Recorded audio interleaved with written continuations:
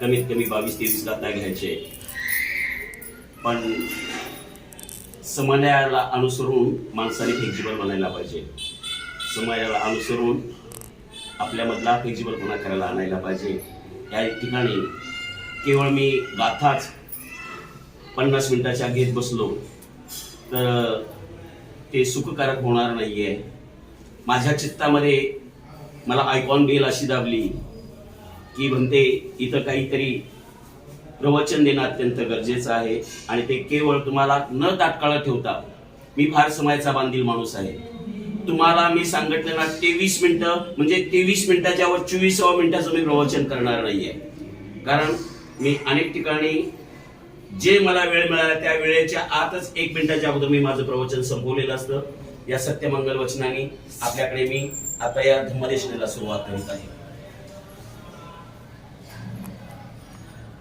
नमो तस्स भगवतो अरहतो सम्मा सम्बुद्धस्स. नमो तस्स भगवतो अरहतो सम्मा सम्बुद्धस्स.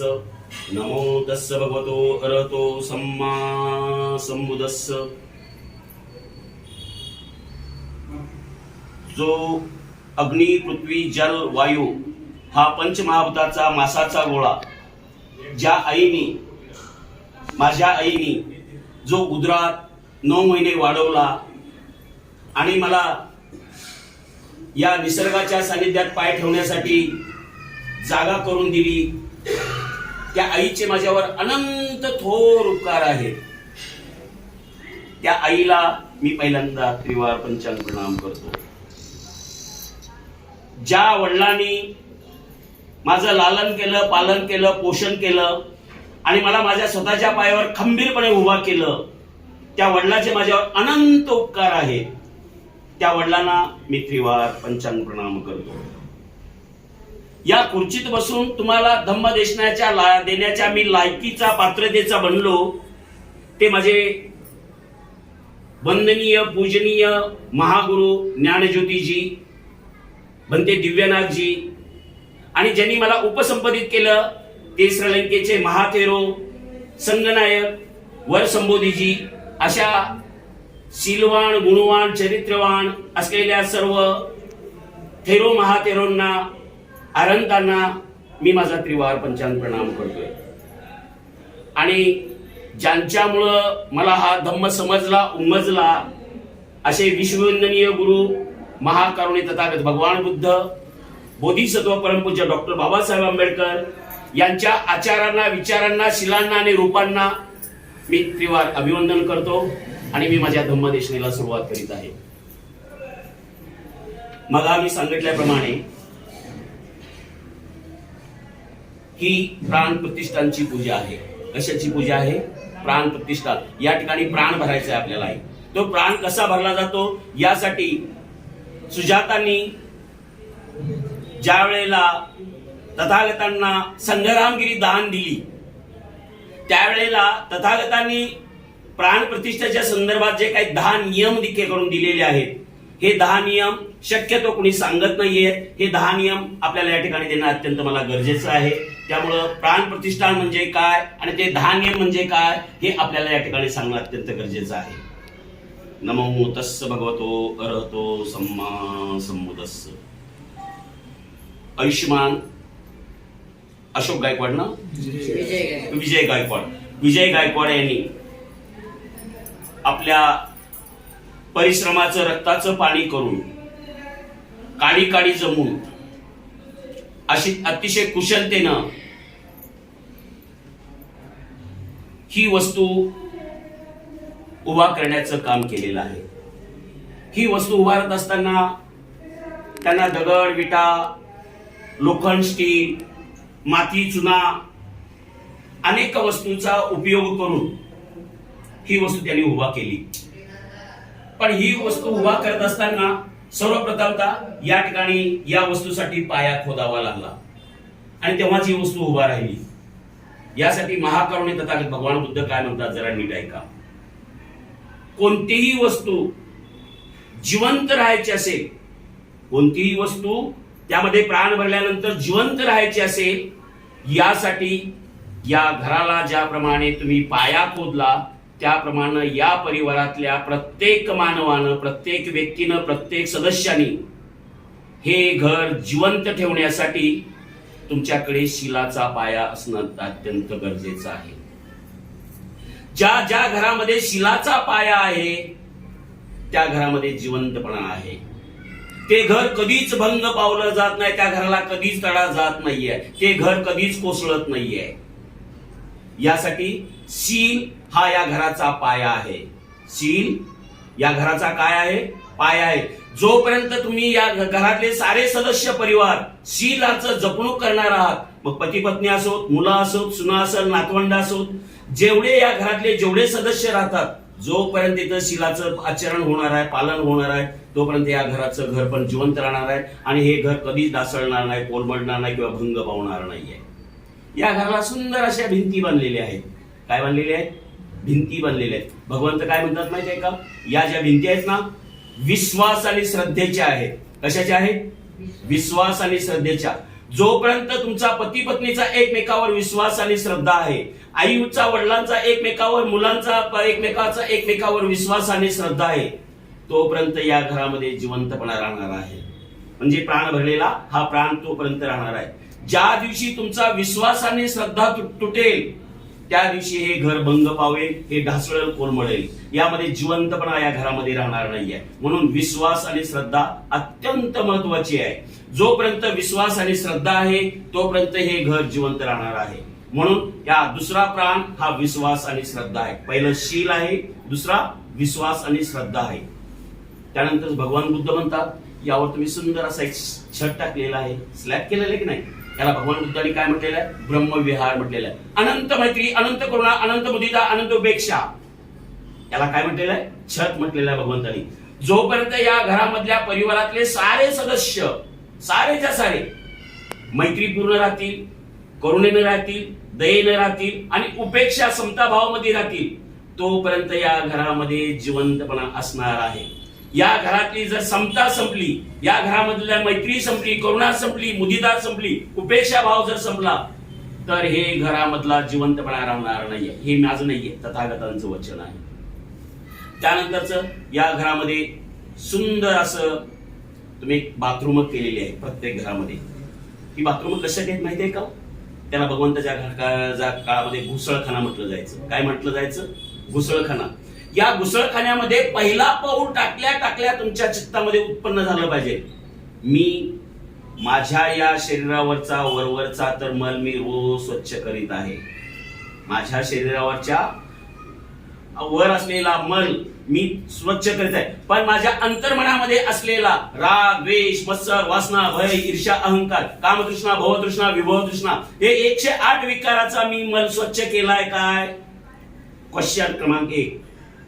मी माझ्या बाह्यमल, नाही तो साबण, शॅम्पू, जेल्स, नाही ते प्रकारचे तेल वापरून मी माझ्या बाह्य सौंदर्याची खूप स्वच्छता करतोय, पण मी माझ्या अंतर्मनाची स्वच्छता केली काय? मी जर माझ्या अंतर्मनाची स्वच्छता केली नसेल तर मी जिवंत नाही, मी मृत आहे. मी माझ्या अंतर्मनाची जर मी स्वच्छताच करत नसेल तर मी कोण आहे? मृत आहे. कारण मी बाह्य स्वच्छता करतोय सगळी. ज्याप्रमाणे मुर्द्याची स्वच्छता केली जाते त्याप्रमाणे मी मृत शरीराची सारी स्वच्छता करतोय. माझं मन, अंतर्मन जोपर्यंत मी स्वच्छ करत नाही तोपर्यंत इथं जिवंतपणा येणार नाहीये. त्यानंतरच भगवंताने सांगितलेलं आहे, तुमच्या घरामध्ये छानपैकी एक किचन रूम बांधलेला आहे. बांधले की नाही? किचन रूम कशासाठी आहे ग? भगवान बुद्ध म्हणतात, ज्या ठिकाणी तृप्ती आणि समाधान आहे, तृप्ती आणि समाधान आहे, याच्यासाठी ते किचन रूम आहे. ज्या घरामध्ये खूप वेगवेगळं फर्निचर केलेलं आहे, स्टीलची, चांदीची, सोन्याची भांडी बसवलेली आहे, ती संगमरवरी दगडाचा ओटा तयार केलेला आहे, पण इथं आलेला माणूस तृप्त नाही आणि समाधानी नाही झाला, त्याला पोटभर चहा नाही मिळाला, त्याला पोटभर भोजन नाही मिळालं, तर या घरातलं घर पण जिवंत राहणार नाहीये. यासाठी इथं आलेला प्रत्येक मनुष्य हा ढेकर देऊनच घराच्या बाहेर पडला पाहिजे, म्हणजे तो तृप्त झाला पाहिजे आणि समाधानी झाला असला पाहिजे.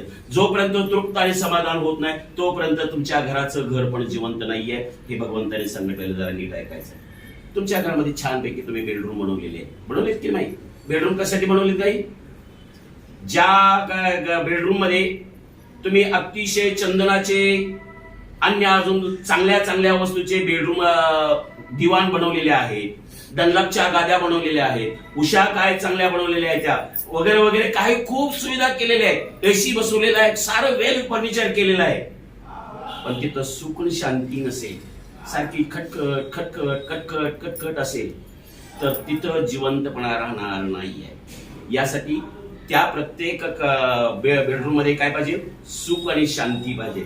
आणि ही सुख आणि शांती ज्या ज्या घरामध्ये आहे त्या त्या घरामध्ये जिवंतपणा आहे. मग तिथं तर हातरायला धोंडा आणि उशाला धोंडा जरी असला ना तर शांतीची आणि सुखाची झोप लागते. यासाठी भगवंतांनी काय म्हटलंय, प्रत्येक बेडरूम मध्ये काय असावे लागते, सुख आणि शांती असावी लागते. ज्या ज्या घरामध्ये सुख आणि शांती आहे तिथं, जिथं कटकट नाहीये, धडधड नाहीये, एकमेकाचे वादविवाद नाहीये, तिथं मात्र प्रत्येकाला मनसोक्त झोप लागते. भगवंत म्हणतात, तुम्ही छोट्याशा गॅलऱ्या तयार केलेल्या आहेत किंवा ओठा तयार केलेला आहे. हा ओठा कशासाठी असतो काय, ही पाणीपोई आहे. भगवंतांनी काय म्हटलं याला, पाणीपोई. येणाऱ्या जाणाऱ्या माणसांचे विश्रांतीचं ठिकाण आहे. कशाचं ठिकाण आहे, विश्रांतीचं ठिकाण. जो थकला भागला, एखाद्याला वाटलं चला आता मला आत्महत्या करायचं आहे, पण जाता जाताच त्याला वाटलं नाहीये इथं आपल्याला विजयचं घर लागतंय, त्या विजयच्या घरामध्ये 2 मिनिटं थांबूया. त्यावेळेला त्याच्या मनाचं चिंतन बदललं पाहिजे. कारण इथलं सारं निगेटिव्ह वातावरण संपूर्ण इथं जर सगळं पॉझिटिव्ह वातावरण असेल, इथं घनशक्ती जर काम करत असेल तर ती त्याच्यावर काम करेल. यासाठी इथली जी तुमची पाणीपोई आहे ती सदैव उघडी असली पाहिजे. भगवंत म्हणतात या ठिकाणी तुम्ही सुंदर असे लाइटिंग केलेलं आहे, केले की नाही. प्रत्येक घरामध्ये दिवे लावलेले. हे कशासाठी काय दिवे, ज्या ठिकाणी तुम्ही बटनाला स्पर्श केला रे केला, तुमच्या चित्तामध्ये रोज सकाळी आलं पाहिजे, मी हा कृत्रिम तर उजेड तयार करायला लागलोय, अनैसर्गिक उजेड तयार करायला लागलोय, पण मी माझ्यात सारा अंधकारच अंधकार आहे, माझ्यात अज्ञान आहे, माझ्यात अविद्या आहे, माझ्यात अबोध आहे, माझ्यात मोहमूर्त आहे. मी माझ्यातला अंधकार नष्ट केलाय काय, मी माझ्यातला अंधकार नष्ट केलाय का. माझ्यातला जर अंधकार नष्ट करत तर मी हे सारं डेड आहे, मृत आहे. यासाठी मला या बटनाला हात लावायच्या, स्पर्श लावायच्या अगोदर माझ्याला देण्यात आलं पाहिजे. माझ्यात अज्ञान आहे, माझ्यात अविद्या आहे, माझ्यात अबोध आहे, माझ्यात मोहमूर्त आहे, माझ्यात आंधळेपणा आहे, माझ्यात मिथ्या दृष्टी आहे. माझी सारं आतली खोली अंधारानं गच्च दड्ड भरलेली आहे. मला आत प्रकाश निर्माण करायचा आहे. मला कुठं प्रकाश निर्माण करायचा आहे, आतमध्ये. हा कृत्रिम प्रकाश निर्माण करून मी काय करणार, मला प्रकाश निर्माण कुठं करायचा आहे, आतमध्ये प्रकाश निर्माण करायचा आहे. हा जोपर्यंत तुमच्या लक्षात येणार नाहीये तोपर्यंत या घराचं घर पण जिवंत राहणार नाही किंवा तुम्ही जिवंत राहणार नाही, तोपर्यंत या घरामध्ये प्राण भरला जाणार नाही. तुम्ही हे घर झाडण्यासाठी केसुनी टोपली सुपली आणलेली की नाही, रोज झाडून काढणार आहे की नाही. भगवान बुद्ध काय म्हणतात, तुमच्यातले सारेच्या सारे अकुशल कर्म रोजच्या रोज बाहेर काढायचे. एक दिवशी नाही धुवायचे, एक दिवशी नाही झाडायचं, काय करायचंय, रोजच्या रोज त्याचा केर साफ करायचा आहे. त्याप्रमाणे आपल्या अंतर्मनातली असलेली सारीच्या सारी मैल, साराच्या सारी घाण आपल्याला रोजच्या रोज साफ करायची आहे. तुम्ही दाराने खिडक्या बसलेत की नाही, दाराने खिडक्या कशासाठी येतो, भगवान बुद्ध सांगतात मोठ्या दारातून सारं कुशल कुशल आत घ्यायचं आहे. जेवढं काय या विश्वातलं जेवढं काही चांगलं आहे ते सारच्या सारं काय करायचं आहे, या दारातून तुम्हाला आत घ्यायचं आहे. आणि अकुशल जितकं काही असेल ते सारच्या सारं एक्झॉस्ट करायचं आहे, बाहेर फेकून द्यायचं आहे खिडकीद्वारे. याच्यासाठी हे दार आणि खिडक्या आहेत. चांगलं जेवढं काय असेल ते आतमध्ये घ्यायचं आहे आणि वाईट जेवढं असेल तेवढ्या खिडकीद्वारे एक्झॉस्ट करायचं आहे, बाहेर फेकून द्यायचं आहे. याच्यासाठी ही दार खिडकी आहेत. दारात पहिल्या तुम्हाला लक्षात आलं पाहिजे, मी आज सकाळ उठल्यापासून आज झोपेपर्यंत मी किती कुशल माझ्यामध्ये संग्रह केला आणि माझ्यात असलेलं किती अकुशल या खिडकीद्वारे मी बाहेर पाठवून दिलेलं आहे. कुठल्या, या अंतर्मनाच्या खिडकीतून. जेवढं जेवढं कुशल आहे ते मी ग्रहण केलंय का, अकुशलाचा सारा त्याग केलाय का, याची जोपर्यंत आठवण होत नाही तोपर्यंत प्राण भरला जाणार नाहीये. अतिशय महत्वाचा संदेश आहे. त्यानंतर तुम्ही एकदम हॉल बांधलेला आहे, बांधले की नाही हॉल. हॉल कशासाठी असतो, हा जो हॉल आहे याला धम्म हॉल म्हणतात. कोणता हॉल म्हणतात, धम्म हॉल. या धम्म हॉल मध्ये जे जुनी वयस्कर मंडळी आहेत, ज्याला पूर्व अनुभव आहेत, प्रज्ञा कशाला म्हणतात माहितीये का, स्मृतमय प्रज्ञेला प्रज्ञा म्हणत नाही, चिंतनमय प्रज्ञेला प्रज्ञा, भावनामय प्रज्ञा, जी अनुभवाचं ज्ञान आहे. कोणतं ज्ञान, अनुभवाचं ज्ञान. या अनुभवाच्या ज्ञानाला भावनामय प्रज्ञा म्हणतात. आणि ही प्रज्ञा जी वडीलधारी मंडळीकडे असते जे बुजुर्ग लोकांकडे असते, जे अनुभवी लोकांकडे असते, या प्रज्ञेच्या द्वारे त्यांच्याशी सल्ला मसलत करणं, त्यांच्याशी गेट टुगेदर करणं, त्यांच्या विचाराच्या सल्ल्यानुसार चालणं, म्हणजे आपले पूजनीय आदरणीय जे आई वडील आहेत. आजकाल काय झालेलं आहे, प्रत्येक त्या म्हाताऱ्याला काय कळतं, त्याचा काय सल्ला घ्यायचा आहे, त्याला काय कळतं, असं करून त्यांच्या आपण अनादर करतो. जी लोक खूप मोठ्या भव्य वस्तूमध्ये जातात पण आई वडिलांचा अनादर करतात. तथागतांचं एक वचन आहे, जे आई वडिलांचा सन्मान करत नाही ते माझा सन्मान करत नाही. जे आई वडिलांची काळजी करत नाही ती माझी धम्माची काळजी करत नाहीये. म्हणजेच आई वडील भगवंताने स्वतःपेक्षाही पूजनीय श्रेष्ठ समजलेले आहेत. तर आपण आपल्या आई वडिलांचा सन्मान करावा, सत्कार करावा, त्यांच्या मार्गदर्शनाची गरज करावी आणि आपल्या विकासाच्या, प्रगतीच्या, धम्माच्या, आपल्या असलेल्या कुशलतेच्या साऱ्या गप्पा गोष्टीचं, चर्चा विनिमयाचं, गेट टुगेदरचं जर कुठला जागा असेल ती जागा आहे धम्म हॉल. पण धम्म हॉलमध्ये आजकाल वेगळ्या पद्धतीचा उपयोग केला जातोय. कोणता उपयोग केला जातोय, त्या धम्म हॉलमध्ये, भव्य धम्म हॉलमध्ये टीव्ही नावाचा एक स्क्रीनचा पडदा बसवलेला जातोय आणि सकाळपासून संध्याकाळपासून या मनुवाद्यांनी प्रसारण केलेलं, ब्रॉडकास्ट केलेलं जे वाम मार्गाला लावणारं या मालिकेमध्ये आपण सकाळच्या 7 वाजल्यापासून ते संध्याकाळच्या रात्रीच्या 10 वाजेपर्यंत तिथे घेतलं. तिथं व्यभिचार करायला शिकवला जातो, तिथं खोटं बोलायला शिकवलं जातोय, तिथं नशापान करायला शिकवलं जाते, तिथं कुरघोडी करायला शिकवली जाते, तिथं नको असलेले सारे दुर्चार व्यवहार करायला शिकवले जाते. ती मनुवाद्यांनी चालू केलेली एक ट्रेनिंग शाळा आहे. ते स्लो पॉयझन आहे. या स्लो पॉयझननी तुमच्या दलितांचा खून केला जात आहे, तुम्हाला नष्ट करण्याच्या मार्गावर आहे. तर अशा या टीव्ही सारख्या वस्तूला तुम्ही तुमच्या घरामध्ये कधी स्थान देऊ नका. जेणेकरून तुम्हाला स्थानच द्यायचं असेल तर केवळ तथागतांनी सांगितलेल्या धम्माला तिथं स्थान असलं पाहिजे, अन्य कोणत्याही गोष्टीला तिथं. कारण धम्मच तुमचा सखा आहे, धम्मच तुमचा मित्र आहे, धम्मच तुमचा पालन करता आहे. या साऱ्या गोष्टीची जोपर्यंत तुम्हाला आठवण राहणार नाहीये तोपर्यंत या घरामध्ये मनुष्य पण जिवंत राहणार नाही किंवा या घरामध्ये प्राण भरला जाणार नाहीये. यासाठी आपल्याला तथागत सांगतात, या घराला येण्यासाठी एक जिना आहे की नाही. हा जिना कुठे जातो, वर जातो. वर म्हणजे नेमकं कुठे जातो, भगवान बुद्धांनी पहिल्यांदा एक ओळ दिलेली आहे, सब दुःख निसरणं निब्बाण सच्चीकरणिताय. या ओळीचा अर्थ काय, तुम्हाला सर्वच्या सर्व दुःखातून, विकारातून मुक्त होऊन निर्वाणाकडे जायचंय आणि त्याचं नाव आहे बुद्ध धम्म, जो सत्य, विज्ञान आणि निसर्ग नियम यावर आधारित आहे. जो सत्य, विज्ञान आणि निसर्ग नियम यावर आधारित असलेल्या या धम्मावर अनुक्रमण करत करत, पटीपदा करत करत आमचे सारेच्या सारे इथले सारे फसवे ढोंगी बुद्ध परित्तीमध्ये सगळे गुंतलेले आहेत. लेखन, वाचन, चिंतन, मनन, प्रवचन, दान देणं, भोजन घालणं, अमकं तमकं, फलानं बिस्तानं, याला धम्म म्हणतात. म्हणजे टरफलालाच, सालीलाच सारेच्या सारे बुद्ध धम्म म्हणतात. खरा धम्म आहे परित्ती नाहीये, पटीपदा, आणि त्यानंतर आहे पटीसंवेदी. आम्हाला पटीपदाही माहित नाहीये आणि पटीसंवेदाही माहित नाहीये. त्यामुळं आमची 65 वर्ष खूप वाया गेलेली आहेत. माझ्याकडे वेळ फार कमी घेतलेला आहे, मी 23 मिनिटच वेळ घेतलेला आहे. कधी निवांत ज्या वेळेला आपण एकमेकाला समक्ष भेटू त्यावेळेला या सगळ्याचा सखोल चर्चात्मक प्रयोग केला जाईल. आपल्याला एवढंच सांगतो, जोपर्यंत तुम्ही पटीसंवेदी करणार नाहीये, पटीपदा करणार नाहीये, तोपर्यंत खऱ्या अर्थाने या धम्माला संजीवनी मिळणार नाहीये किंवा या वस्तूमध्ये प्राण भरला जाणार नाहीये.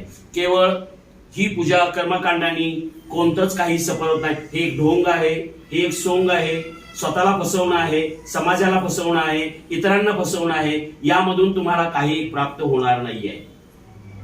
कारण भगवान बुद्धांनी 2 गोळीमध्ये, आता सांगतो, माझी 23 मिनिटं संपत आलेली आहे. भगवान बुद्ध म्हणतात, चित्ताची शुद्धता म्हणजे पूजा. किती सुंदर ओळ आहे. चित्ताची शुद्धता म्हणजे पूजा. कर्मकांडाची पूजा म्हणजे पूजा नाहीये. या अगरबत्ती लावणं, मेणबत्ती लावणं, फुलहार करणं, वंदना गाथा म्हटणं नाही. कारण यामुळे तुम्हाला एक प्रसन्नता प्राप्त होते, एक प्रेरणा प्राप्त होते, एक उत्साह प्राप्त होतो, पण निर्मलता प्राप्त होत नाहीये.